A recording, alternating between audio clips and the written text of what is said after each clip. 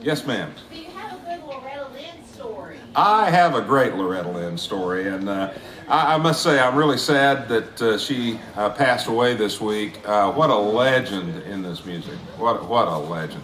A wonderful songwriter and a wonderful performer. But my Loretta Lynn story is this.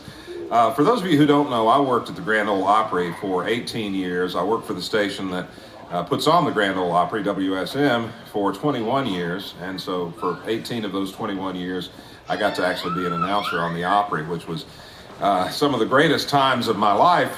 And during those years, Loretta Lynn would occasionally be on. But you know, I never had a chance to interact with her that much. She didn't host shows. She was always a guest and usually introduced by someone else. But, you know, we knew each other. I do remember the one night in particular, and this is where my story comes in. One night in particular, Loretta came into the Opry, and it was rather late, as I recall. It was after 10 o'clock. I was working one of the late shows. And she was all dressed in this really ornate white dress. She just looked wonderful coming on stage. And she was standing in the wings waiting for her time to go on.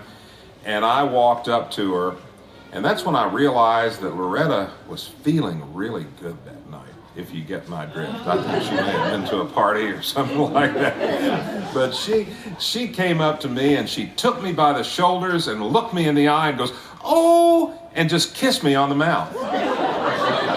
And then she said, "I'm so glad to see you."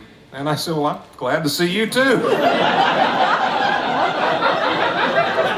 Wasn't used to that kind of greeting, but that's Roy Acuff never did that. That's my Loretta Lynn story. So.